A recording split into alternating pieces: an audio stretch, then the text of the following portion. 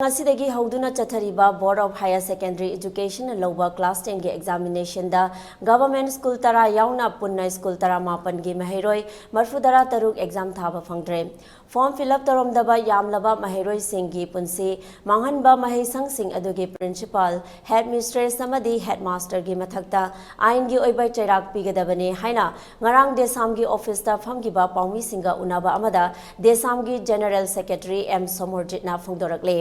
Mahangna Makataraduna Lengakna Enquiry Amachathaduna Maraleba Principal Headmistress Samadi Headmaster Singh Thabaktagi Loktokadabane Generiba Private School Singi Recognition Kakadabane Amade Maheiroi Singi Punsi Manghangadabada Chauna Generiba School Singi Principal Headmistress Headmaster Singh Desamgi Office ta Numit Humnigi Manungda Changjarakadabane Haina Makata ke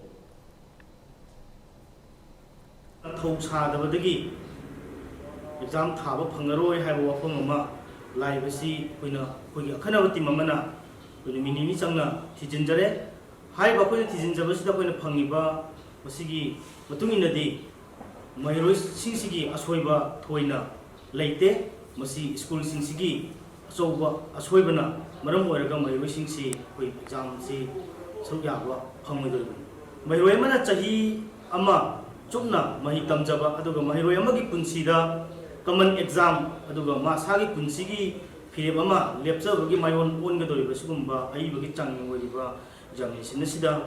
yawba phangandaba haibase masidagi hena chawba crime ama leiti haidana desam lawi oin asigumba crime asibu chathariba school gi kogi authority aduga masigi form fill up tawna bagi thogang loriba staff sing myam sida koi matik chaba koi chayak pigedabani haibasing su demand tori loinana Masigumba mayamsi kayam yamna kamaina oikribno haibado madu thiganarbagi damakta lengangna thuba matamda inquiry committee ama sengbadabani inquiry committee dugi report miyam khangna thambaga loinana asigumba koi